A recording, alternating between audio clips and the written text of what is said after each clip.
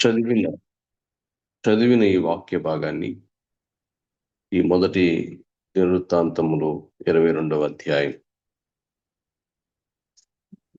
దీనిలో ప్రాముఖ్యంగా కనపడుతున్నటువంటి విషయాలను మనం ఒకసారి పరిశీలించినట్లయితే, దేవుడైన యెహోవా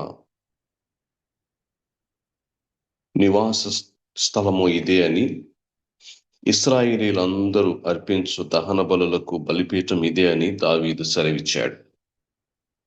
నిన్నటి దినాన మనం నేర్చుకున్న వాక్యానికి కంటిన్యూగా ఈ అధ్యాయం ఉంది. నిన్నటి దినాన ఏం నేర్చుకున్నాం? ఇశ్రాయేలు ప్రజలు జనాభాను లెక్కించినందుకు దేవుడు ఏ విధమైన తన కోపాన్ని వెల్లడిపరిచాడో స్పష్టంగా మనము నిన్నటి దినాన్ని నేర్చుకున్నాం. దావీదు చేసిన ఆ తప్పును బట్టి దేవుని కోపం రావటం, ఆ తర్వాత దావీదు పశ్చాత్తాపపడటం, తర్వాత తెగులు రావటం, ఆ తెగుల్లో 70,000 మంది చనిపోవటం, ఆ తర్వాత పశ్చాత్తాపపడి దేవుని దగ్గర విన్నవించుకున్నప్పుడు దేవుడు ఓర్నా పొలం, యెబూసీయుడైన ఓర్నా పొలములో బలిపీఠము కట్టడం, ఈ విషయాలన్నీ నిన్నటి దినాన నేర్చుకున్నాం.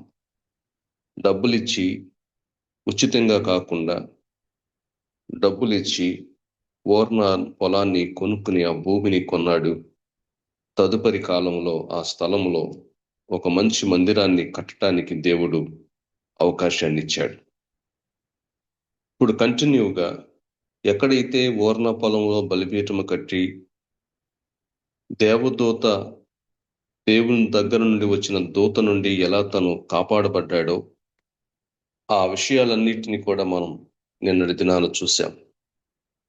ఇప్పుడు ఈ 22వ అధ్యాయం రాజైన దావీదు దేవుని మందిర నిర్మాణం కొరకు చేసిన అద్భుతమైనటువంటి ఏర్పాట్లు దీంట్లో చూస్తున్నాం. ప్రియదేవుని బిడ్డలారా, మొదటిగా మనము గమనించినట్లయితే దావీదు ఇశ్రాయేలీయుల దేశమందు అన్యజాతి వారిని సమకూర్చుడని ఆజ్ఞ ఇచ్చి దేవుని మందిరమును కట్టించుటకై రాళ్లు చెక్కువారిని నియమించెను అనే మాట చూస్తూ ఉన్నాం. అంతేకాదు, అక్కడ రాయబడినటువంటి వాక్యాన్ని బట్టి వాక్యళ్ల తలుపులకు కావలసిన మేకులను, చీలలను, విస్తారమైన ఇనుమును, తోసచక్యము కానంత విస్తారమైన ఇత్తడి, ఎంచనలవి కానివి దేవదారు మ్రానులు దావీదు సంపాదించాడు. సీదోనీయులు అలాగే తూరీమీయులు వాళ్ళు దేవదారు మ్రానులు తీసుకుని వచ్చి ఇచ్చారట. గమనించండి ప్రియదేవుని బిడ్డలారా, దావీదు తాను స్వయంగా మందిరాన్ని నిర్మించలేకపోయినా తన కుమారుడైనటువంటి సొలొమోను ద్వారా ఆ మందిరాన్ని నిర్మించటానికి ఇష్టపడ్డాడు. దేవుడే తన ప్రణాళిక చొప్పున నీ వద్దు, నీ కుమారుల్లో ఒక కుమారుని చేత నేను కట్టించుకుంటానని దేవుడు వాగ్దానం చేశాడు. ఆ పని సులభంగా పూర్తి చేయటానికి అవసరమైన వెండిని, అవసరమైన బంగారాన్ని, ఇనుమును, దేవదారు మ్రానులను సమృద్ధిగా సిద్ధం చేశాడు దావీదు. మన జీవితంలో మనం చేసే పనులు కేవలం మన కోసం మాత్రమే కాకుండా మన తర్వాతి తరం వారు దేవునిలో ఎదగటానికి పునాది వేయాలి అనే విషయాన్ని దీన్ని బట్టి ఈ ఉదయకాలం మనం తెలుసుకోవాలి. దావీదు జీవితంలో తన బ్రతుకేదో బ్రతికిపోయాని అనుకోవట్లేదు. తన వెనకాల తరానికి ఉపయోగకరమైన దాన్ని సిద్ధపరుస్తున్నాడు. ఈరోజు ఈ వాక్యం వింటున్న మీరందరూ గమనించాలి, మనం చేసే పనులు కేవలం మన కోసం మాత్రమే ఉండేదిగా ఉండకూడదు. మన తర్వాత తరం వారు దేవుడిలో ఎదగటానికి అలాగే వారు దేవునిలో బలపడటానికి, దేవుణ్ణి మహిమపరచటానికి మనం పిల్లలను బలపరచాలి. మన పిల్లలను లేదా ఇతరులను మనం ఇచ్చే గొప్ప ఆస్తి దేవుని సేవ చేయటానికి అవసరమైన ఆధ్యాత్మికమైన వనరులను, వారికి కావలసినటువంటి మార్గదర్శనంతో కూడిన సూచనలను మనం వారికి ఇచ్చినట్లయితే వారి జీవితాలు దేవుణ్ణి మహిమపరుస్తూ తరాల వెంబడి దేవుని రాకడ వరకు దేవుని పనిలో నమ్మకంగా ముందుకు వెళ్ళడానికి కుదురుతుంది. మరి తన ఆలోచనలన్నీ నెరవేర్చటం కొరకు దావీదు ఏ విధంగా ప్లాన్ చేశాడు, ఈ విషయాలన్నీ ఈ అధ్యాయంలో తేటగా రాయబడ్డాయి. 5వ వచనంలో అంటాడు, నా కుమారుడు పిన్న వయసు గల లేతవాడు అన్నాడు. యెహోవాకు కట్టబోవు మందిరము దాని కీర్తిని బట్టి, అందమును బట్టి సకల దేశములలో ప్రసిద్ధి చెందుతున్నట్లుగా అది చాలా ఘనమైనదిగా ఉండాలని కోరుకున్నాడు. ఆ రోజుల్లో చుట్టుప్రక్కల ఉన్న దేశాలు దేవతలకు దేవాలయాలు కడుతూ వచ్చేవాళ్ళట. దావీదు నా దేవుని మందిరం వాటన్నిటికంటే ఘనమైనదిగా ఉండాలని జీవాధిపతి, సర్వసృష్టి శక్తి సంపన్నుడు, మహోన్నతుడు, సకల చరాచర జగత్తంతటిని నిర్మించిన నిర్మాణకుడు, మూలాధారుడు, సజీవుడు, ఆ సర్వోన్నతుడైన దేవునికి భూమి మీదే ప్రపంచంలోనే ఒక గొప్ప మందిరాన్ని కట్టాలని తను దేవుడిచ్చిన తలంపు లేక తన హృదయ కోరిక, ఆ కోరికతో అతడు సిద్ధపరిచిన బంగారాన్ని గురించి చదివితే ఆశ్చర్యం వేస్తుంది. 2 లక్షల మనుగుల బంగారం ఆ రోజుల్లోనే, 10 కోట్ల మనుగుల వెండి, తోస్తానికి కూడా అంతులేనంత ఇత్తడి, ఇనుము సమకూర్చాడంటే మీరు ఆలోచించండి. అంటే అది ప్రపంచంలోనే నా దేవుని మందిరం గొప్పగా ఉండాలనేటువంటి ఆశ దావీదు కలిగి ఉన్నాడు. తన కొడుకు చిన్నవాడు, తన హృదయంలోనేమో ఆలోచనలు ఎక్కువ ఉన్నాయి. తను చూస్తే కొడుకు చిన్నాడు. అయితే ఆ చిన్నవాడైనటువంటి కుమారుడిని పిలిచాడు. పిలిచి చెప్తున్నాడు, అయ్యా, ఇశ్రాయేలీయుల దేవుడైన యెహోవాకు ఒక మందిరాన్ని కట్టాల్సింది. నా కుమారుడా, నీవు నీ దేవుడైన నా కుమారుడా, నేను నా దేవుడైన యెహోవాకు ఘనత కోసం ఒక మందిరమును కట్టించాలని నా హృదయమందు నిశ్చయం చేసుకున్నాను. అయితే నేను అనుకున్నాను గాని దేవుడు నా చేత వద్దు అన్నాడు. నీవు విస్తారమైన రక్తాన్ని ఒలికించి గొప్ప యుద్ధములు జరిగించిన వాడు, నీవు నా నామమునకు మందిరాన్ని కట్టించకూడదు.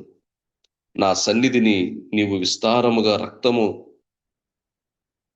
నేల మీద ఒలికించావు కాబట్టి నీకు పుట్టబోవు ఒక కుమారుల్లో సమాధానకర్తగా ఉండి నేను అతనికి తోడై ఉంటానని చెప్పాడు.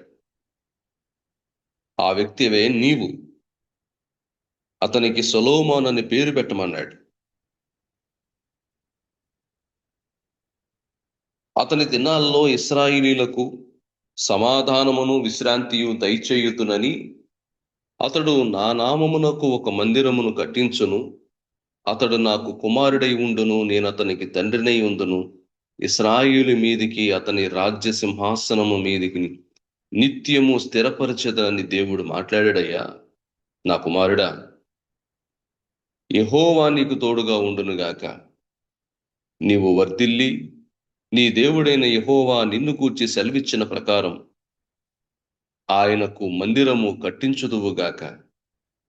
నీ దేవుడైన యెహోవా ధర్మశాస్త్రమును నీవు అనుసరించున్నట్లు యెహోవా నీకు వివేకమును తెలివిని అనుగ్రహించి ఇశ్రాయేలీయుల మీద నీకు అధికారము దయచేయునుగాక అంటూ కుమారుడికి తండ్రి దీవెనలతో పాటు హెచ్చరికలు కూడా ఇస్తూ ఉన్నాడు. యెహోవా ఇశ్రాయేలీయులను గూర్చి మోషే ఇచ్చిన కట్టడలను ప్రకారముగాను, ఆయన తీర్చిన తీర్పులు ప్రకారముగాను జరుగుటకు నీవు జాగ్రత్త పడిన యెడల నీవు వృద్ధి పొందుతువు.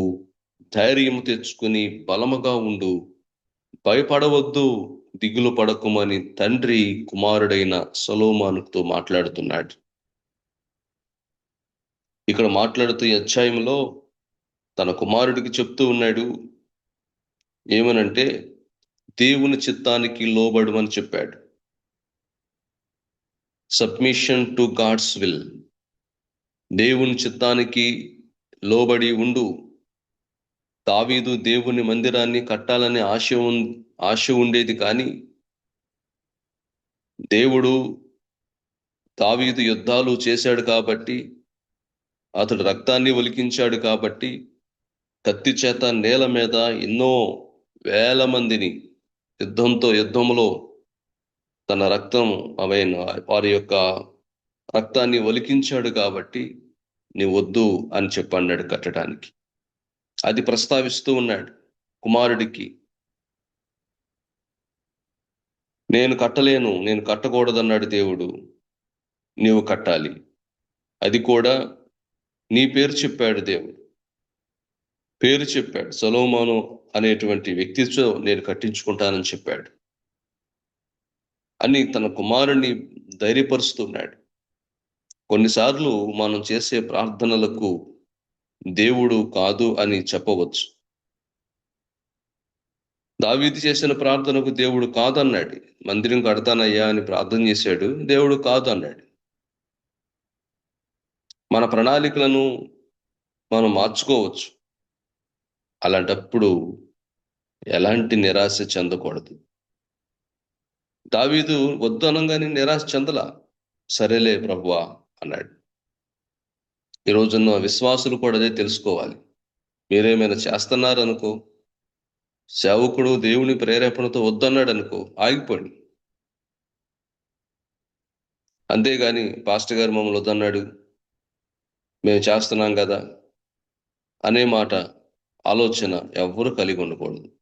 అది చెయ్యొద్దు అన్నాడంటూ దేవుని పక్షంగా ఆగేయండి. చెయ్యండి అంటే మీ కష్టమైనా ఇష్టపడి చేయండి, దానిలో దీవెనలు ఉంటాయి.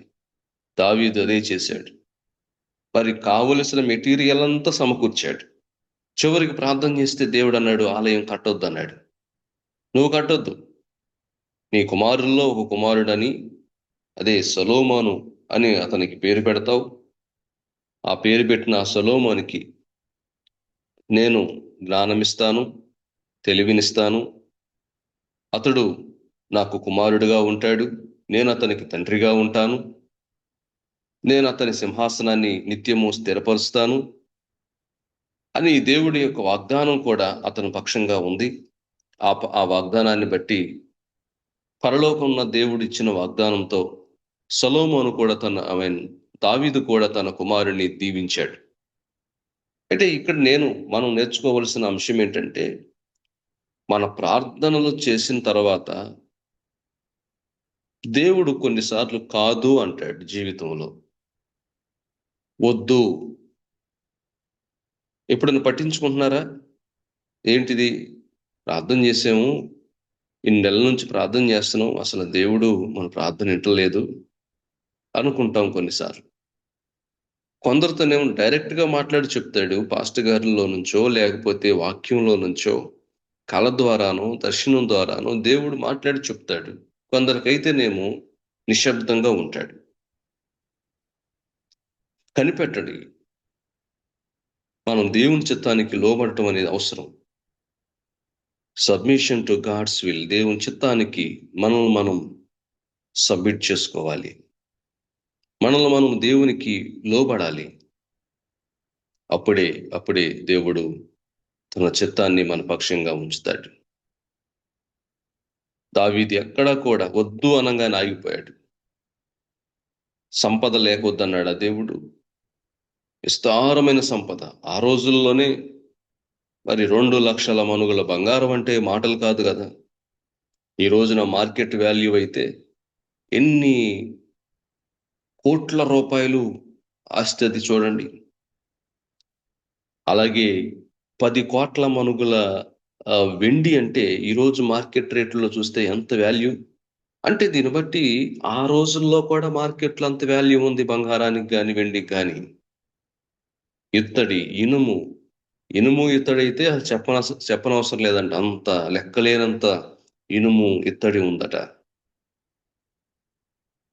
అన్ని సమకూర్చిన తర్వాత ఇక్కడ మాట్లాడుతున్నాం, వద్దు అన్నా సరే దావీదు సైలెంట్ అయిపోయి వెయిట్ చేశాడు. దేవుని చిత్తం కోసం వెయిట్ చేసి సమయము దగ్గరకు వచ్చిన తర్వాత తన కొడుకుని పిలిచి మాట్లాడుతున్నాడు. ఇదిగో ఇంత బంగారం ఎక్కడుంది, ఇంత వెండి ఉంది, ఇంత ఇత్తడి ఉంది, ఇనుము ఇక్కడుంది, అలాగే దేవదారు మ్రాణులు కూడా ఇక్కడ ఉన్నాయి. నీవు దేవుని చిత్తానుసారంగా దేవుని ఘనత కోసం నీవు మందిరాన్ని కట్టించు అని కుమారుణ్ణి ఎంకరేజ్ చేస్తున్నాడు. ప్రియదేవుని బిడ్డలారా, ద ఎంకరేజింగ్ అదర్స్, మనం కూడా ఇతరులను ప్రోత్సహించే వ్యక్తులంగా మనం ఉండాలి. ఇక్కడ దావీదు తన కుమారుని ఎంకరేజ్ చేస్తున్నాడు. అలాగే మనం మన పిల్లల్ని ఎంకరేజ్ చేయాలి. ఆ తర్వాత ఇతరులను కూడా మనం ఎంకరేజ్ చేయాలి.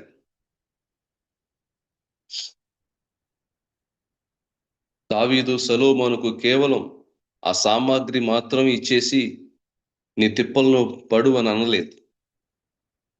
ఆధ్యాత్మికమైన ధైర్యాన్ని, జ్ఞానాన్ని కూడా తండ్రి వెనకాలండి ప్రోత్సహించాడు. 10వ వచనంలో అవన్నీ కనిపిస్తాయి. దేవుడు ఏ విధంగా సొలొమోనుకు దావీదు వెనకాల ఉండి నడిపించాడో ఆ విషయాలన్నిటినీ కూడా 12వ వచనంలో కూడా స్పష్టంగా ఉంటాయి. నీ దేవుడని యెహోవా ధర్మశాస్త్రాన్ని నువ్వు అనుసరించు. యెహోవా నీకు వివేకమును తెలివిని అనుగ్రహిస్తాడు. ఇశ్రాయేలీయుల మీద నీకు అధికారము దయచేయునుగా కంటూ కుమారుని ధర్మశాస్త్రాన్ని అనుసరిస్తే దేవుడు నీకు జ్ఞానం ఇస్తాడని చెప్తున్నాడు. నువ్వు ధర్మశాస్త్రాన్ని అనుసరిస్తే దేవుడు నీకు వివేకమునిస్తాడు, తెలివినిస్తాడని చెప్తున్నాడు. అప్పుడు నీవు అధికారము కలిగిన వాడివిగా ఉంటావు. మరలా కొడుకుని అంటాడు, నువ్వు జాగ్రత్త పడిన ఎడల. ఏంటి జాగ్రత్త పడేది? ఆయన కట్టడలను, ఆయన ఆజ్ఞలను అనుసరించి నడుచుకోవటంలో నువ్వు జాగ్రత్త పడిన ఎడల నీవు వృద్ధి పొందుదువు. ధైర్యము తెచ్చుకుని బలముగా ఉండుము. భయపడవద్దు, దిగులు పడవద్దు. ఇదిగో నేను నా కష్ట స్థితిలోనే ప్రయాసపడి యెహోవా మందిరము కొరకు 2 లక్షల మనుగుల బంగారమును, 10 కోట్ల మనుగల వెండిని, తోసశక్యము కానంత విస్తారమైన ఇత్తడిని, ఇనుమును సమకూర్చి ఉన్నానని, మ్రాణులను రాళ్లను కూర్చియుంటిని. నీవు ఇంకా సంపాదించదువుగా కాని కుమారుణ్ణి మందిరం విషయంలో ధైర్యపరుస్తూ తన ఉద్దేశాన్ని ఇచ్చి ప్రోత్సహిస్తూ ఉన్నాడు. మన చుట్టూ ఉన్నవారు దేవుని పనిలో పాలు పంచుకుంటున్నప్పుడు వారికి అవసరమైన ప్రోత్సాహాన్ని మనం అందించాలి. ముఖ్యంగా యవనస్తులను దేవుని మార్గంలో నడిపించటానికి వారికి మన అనుభవాలను, తోడ్పాటును అందించటం మన బాధ్యతగా ఉంటుంది. దేవుని బిడ్డలారా, 12వ వచనంలో మనం చూసినట్లయితే ఆ 12వ వచనం ప్రకారంగా మనం మన సొంత వివేక తెలివితేటలతో కాకుండా మనం విజయము సాధించాలి అంటే దేవుని యొక్క చిత్తంలో మనం నడుచుకోవటం అనేది అవసరమని తెలుసుకోవాలి. ఎందుకంటే జ్ఞానం ఇచ్చేది, తెలివినిచ్చేది దేవుడే కాబట్టి దేవుని జ్ఞానం కొరకు ప్రార్థించటం అనేది చాలా అవసరం. దేవుని జ్ఞానం కొరకు చేసిన ప్రార్థన హెచ్చరికలు 12వ వచనంలో కనిపిస్తున్నాయి. ఆ తర్వాత 19వ వచనంలో, ఈ భాగంలో 19వ వచనంలో మనం చూస్తే పూర్ణ హృదయముతో దేవుణ్ణి వెదకటం కనిపిస్తుంది.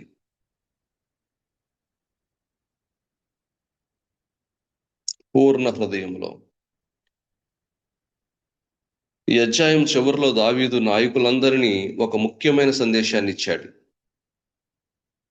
ఇప్పుడు మీ హృదయమును, మీ ఆత్మను మీ దేవుడైన యెహోవాను వెదకుటకు అప్పగించండి అని అక్కడ ఉన్నటువంటి వాళ్ళందరికీ హెచ్చరికలు ఇచ్చాడు. మీ మనసులో దృఢపరుచుకుని ఆయన నిబంధన మందసమును, దేవుని ప్రతిష్ఠితమైన ఉపకరణములను ఆయన నామము కొరకు కట్టబడు ఈ మందిరమునకు చేర్చుటకై మీరు పూనుకుని దేవుడైన యెహోవా పరిశుద్ధ స్థలమును కట్టుడి అంటూ మిగిలినటువంటి నాయకులందరినీ కూడా పిలిచి మాట్లాడాడండి. వాస్తవానికి అప్పుడు అతడు చాలా వృద్ధాప్య స్థితిలోకి వచ్చేసాడు. వృద్ధాప్య స్థితిలో ఉన్నాడు. ఎప్పుడు చనిపోతాడో తెలియని ఆ పరిస్థితుల్లో దావీదు ఏర్పాట్లన్నీ కూడా చేస్తున్నాడు. అటు కొడుకుకు చెప్పాడు, ఇటు అధికారులను, నాయకులందరినీ పిలిచి మందిరం విషయంలో మీరు సహకరించండి అని చెప్పాడు. ఏ బాహ్యమైన పని అయినా, అది మందిర నిర్మాణం కావచ్చు, వ్యక్తిగత విషయాలైన, సొంత ఇల్లు కావచ్చు, అది దేవుని పట్ల మనకున్న భక్తితో ప్రారంభం కావాలి. ఇల్లు కట్టినా, మందిరం కట్టినా, అది దేవుని పట్ల మనకున్న భక్తితో ఆ కట్టడం ప్రారంభం అవ్వాలి. అందుకే శంకుస్థాపన చేసేటప్పుడు దైవజనుడిని తీసుకుని వెళ్ళి ప్రార్థన చేయించి శంకుస్థాపన చేసి ఇల్లును ప్రారంభిస్తారు. దేవుని పక్షంగా సేవకుని పిలుస్తారు. దేవుడే దైవ సేవకుల్లో ఉండి మీ విశ్వాసాన్ని బట్టి, మీ భక్తిని బట్టి మీకు దీవెనలను వారి ద్వారా దేవుడు పంపిస్తాడు. అందుకే దైవ సేవకులు మీ పక్షంగా మీ కొరకు దేవునికి ప్రార్థన చేసే ప్రతినిధులు.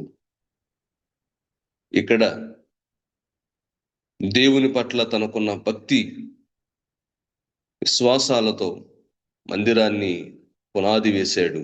మన జీవితంలో కూడా అది ఇల్లు కట్టుకున్నా, మరొకటి చేస్తున్నా, అది భక్తితో ప్రారంభించాలి. మన హృదయం దేవుని వైపు తిరిగినప్పుడు మనం ఆ పనులన్నీ కూడా సమర్థవంతంగా చేయటానికి దేవుడు శక్తినిస్తాడు. కాబట్టి ప్రియ దేవుని బిడ్డలారా, ఈరోజు ఈ వాక్యాలు వింటున్న మీరందరూ దావీదు ఏ విధంగా భక్తి శ్రద్ధలతో దేవుని దగ్గర తగ్గింపు మనసుతో ప్రార్థన చేసుకుంటున్నాడో, విజ్ఞాపన చేశాడో, ఈ రోజున మనం కూడా మన జీవితంలో అదే తగ్గింపు కలిగి, ఆశ కలిగి దేవునిలో మనం ఎదగాలి. వద్దు అంటే అలగలేదు, చెయ్యొద్దు అంటే అలగలేదు, మేమంటే ఇష్టం లేదులే అని ఇంకొక రకంగా మాట్లాడి అటు పక్కకి వెళ్ళలేదు. ఆగిపోయాడంతే. ఆగిపోయిన తర్వాత దేవుడు మాట్లాడి, నీ కుమారుల్లో ఒకడైన సొలొమోను చేత కట్టించుకుంటానని దేవుడు చెప్పాడు. ఈ విషయాలన్నీ మనకు ఎన్నో పాఠాలు నేర్పుతాయి. కాబట్టి ఈరోజు మనం నేర్చుకున్న అంశాల్లో ఒక తండ్రిగా కొడుకైన సొలొమోనుకు అతడు బోధించిన విషయాలు కూడా మనం తెలుసుకోవాలి. ఏం బోధించాడు? దేవుని సహాయం నీకుంటుంది అని బోధించాడు. బలం తెచ్చుకో, ధైర్యం తెచ్చుకో, యెహోవా నీకు తోడుగా ఉంటాడని ధైర్యపరిచాడు. మూడోది, వివేకం కలిగి ఉండు, జ్ఞానం కలిగి ఉండు, నీ దేవుడైన యెహోవా అనుగ్రహించిన ధర్మశాస్త్రం అంతటిని అనుసరించు. ఆ ధర్మశాస్త్రం నీకు వివేకమును, జ్ఞానమును ఇస్తుంది. కాబట్టి ఈరోజు ఈ వాక్యాన్ని వింటున్న మనం తెలుసుకుంటున్న విషయాలు, తన కుమారుడికి దేవుని సహాయం కోసం, బలం కోసం, వివేకం కోసం విధేయతతో, సంసిద్ధతతో ఉండమని చెప్పాడు. మళ్ళీ నాయకులందరిని పిలిచి ఏం చెప్పాడు తెలుసా? నలుదిక్కుల విశ్రాంతి కలుగు చేస్తాడు దేవుడు, మీరు నా కుమారుడు కడుతున్న మందిరంలో సహకారంగా నిలబడండి. పూర్ణ భక్తితో ఉండండి. ఈ కార్యాన్ని పూర్తి చేయమని వారిని ప్రోత్సహించాడు. ఈరోజు మందిరములో నీవు నేను ఒక సభ్యులమై ఉన్నాం. మన ప్రభు అయిన యేసుక్రీస్తు ఈ సొలొమోనుకు సూచనగా ఉన్నాడు ఇక్కడ. ఎందుకంటే 10వ వచనాన్ని బట్టి, అతడు నా నామమునకు ఒక మందిరము కట్టించును, అతడు నాకు కుమారుడై ఉండును, నేను అతనికి తండ్రినై ఉండును, ఇశ్రాయేలీయుల మీద అతని రాజ్య సింహాసనము నిత్యము స్థిరపరచబడునన్నాడే. ఆ మాట మన ప్రభు అయిన యేసుక్రీస్తు కూడా సూచనై ఉన్నది. ఆ సొలొమోనేమో గొప్ప మందిరం అది కడితే, మన ప్రభు అయిన యేసుక్రీస్తు ఏమో మానవ జీవిత మందిరాన్ని కట్టడానికి ఈయన వచ్చాడు.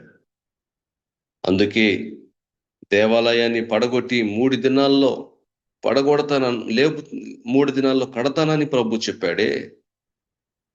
ఈయన జీవితంలో ఉన్న ఈ మానవ శరీరాలను, తప్పులను, పాపాలను, అవిధేయతలను, తిరుగుబాటు స్వభావాలన్నిటినీ తన భుజం మీద వేసుకుని ఆయన మన కొరకు మరణించి తిరిగి లేచి మృత్యుంజయుడై ఆయన ఈ రోజుకి తండ్రి కుడిపాసాన కూర్చుని ఉన్నాడు. ఈ సొలొమోను కట్టిన దేవాలయం ఇప్పుడైతే కూలిపోయింది, కానీ ఈ కాలంలో లేదు. కానీ యేసు మన కొరకు నిర్మించిన దేహమనే దేవాలయాలున్నాయే. ఈ రోజున నీ దేహం, నా దేహం దేవునికి దేవాలయాలుగా మార్చబడి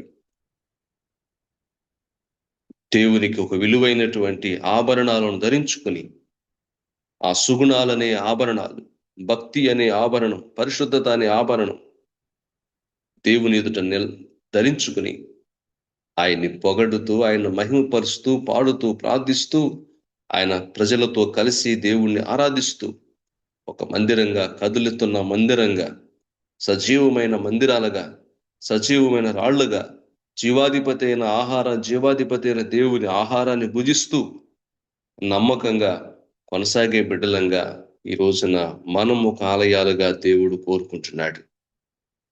ఆ ఆలయం పడిపోయింది, కానీ ఈ ఆలయాలు నిలిచి ఉండాలి. ఆ ఆలయమే నీవు. ఆ ఆలయమే నీవు. మీ దేహం దేవునికి ఆలయమని మీరు ఎరుగరా అని అన్నాడు కొరింథీ పత్రికలో. కాబట్టి మన దేహమే ఆలయాలుగా ఉంచుకుందాం, నీతికి మూలంగా పెడదాం. ప్రతి విధమైనటువంటి బంధకాలన్నిటిలో నుండి దేవుడు విడిపించి దైవిక శక్తి చేత మనల్ని నింపి నడిపించి బలపరచునుగాక. ఆ సర్వోన్నతుడైన దేవుని నిత్య సన్నిధి సహాయం మెండారుగా మీకు, మీ కుటుంబాలకు ప్రభు సమృద్ధిగా దయచేసి తన కృపలో కాపాడి ఆశీర్వదించి దీవించునుగాక. ఆమేన్. ఆమేన్.